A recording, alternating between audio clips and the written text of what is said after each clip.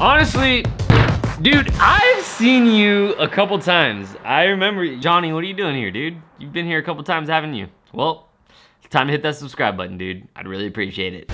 Okay, here's the deal, and here's where we are with this insole. I have it concept out. I have the materials. I have exactly what I know I want to make.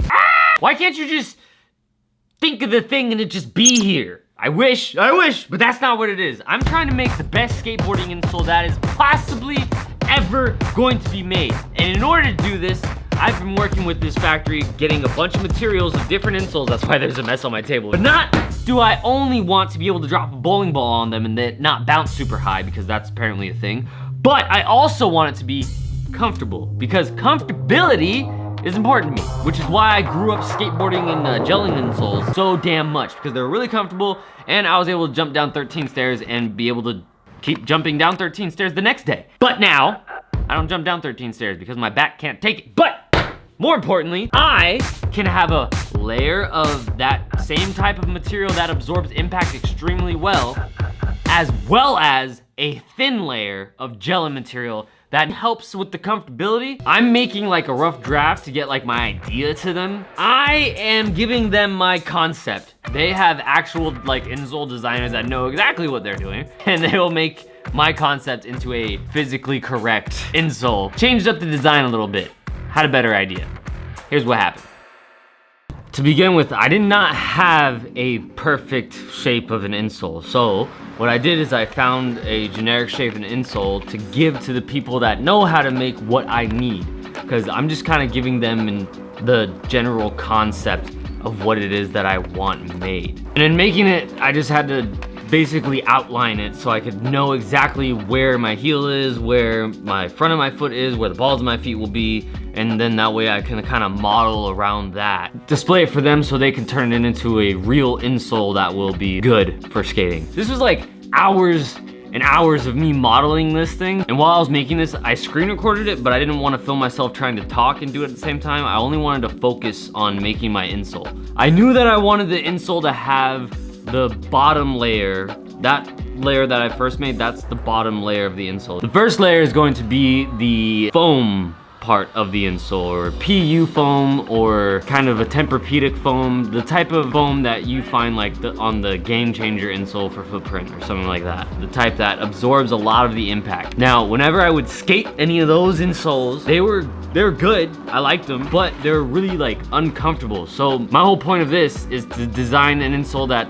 takes impact as well as those, while at the same time being more comfortable to walk around in. Those are fine, you know, they're comfortable, but they're really expensive. So I wanted to have a bit of a heel, so you could have your heel cupped in there, so you're nice and snug and secure in the back of the heel, as well as some other support around the balls of your feet, like right next to your toes, because there's never really any support in there. So what I want to do is take that bottom layer of foam and then have pieces of it that go up and around your heels, so that way the impact isn't only being distributed just in that bottom layer of the foam, but it's also going up and around into the extra pieces that are coming up into your heel. And then the rest of that heel is going to be a thicker, more like the gel insoles, but not the gel. There's a type of gel that they gave me that was one of their types of insoles that I was testing out, and it has like a cup in the heel, and that cup in the heel is like this white gel, and that white gel is thicker than the rest of the gel in that insole.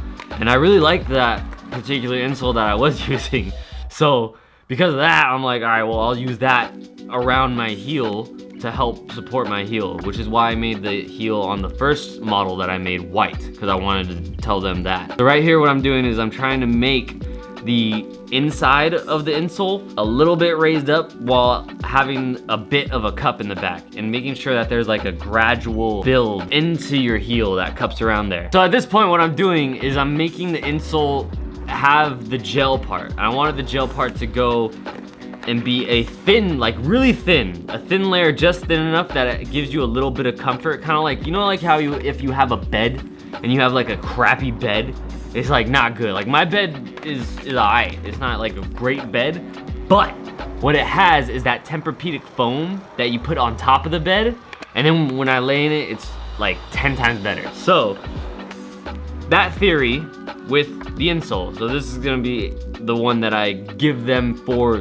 this theory for me to test, basically. So, what it is a thin layer of the gelatin type of insole material that's going to be on top of the Tempur-Pedic foam or the PU foam, whichever type of foam material that I end up using. And then from there, they're gonna tell me what they have, and then I'll use their materials that they're using for their insoles.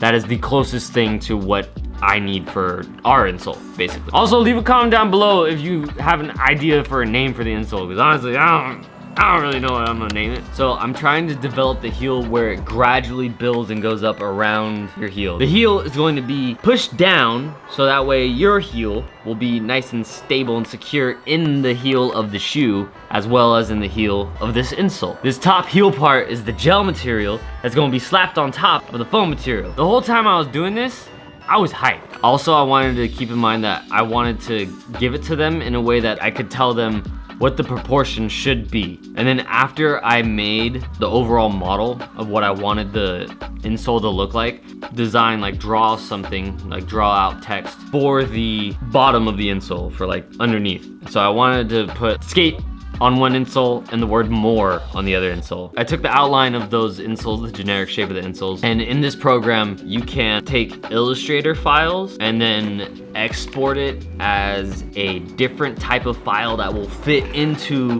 the Cinema 4D program, which is a 3D thing that I was making the insole in.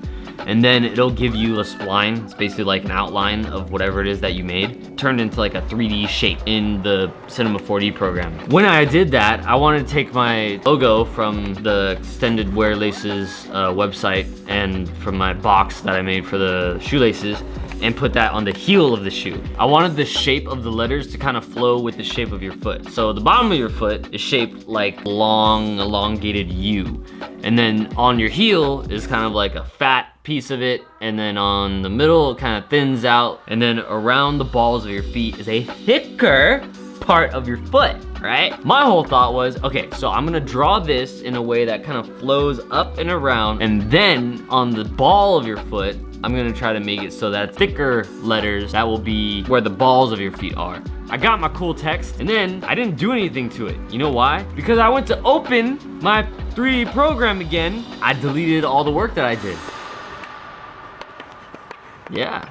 So, I had to start over. Luckily, the shape of the insole was still there, so I could take that and start from there again. This time, doing it another time, it was a lot easier to redo it. There will be a arch in it that I need to talk to the people who developed the insole more about. And this arch is going to be kind of a broad arch. But the thing is that that gel material that I want to put on it is going to kind of fill in the gap between the arch of the insole and the arch of your foot. As of right now, this is what I have.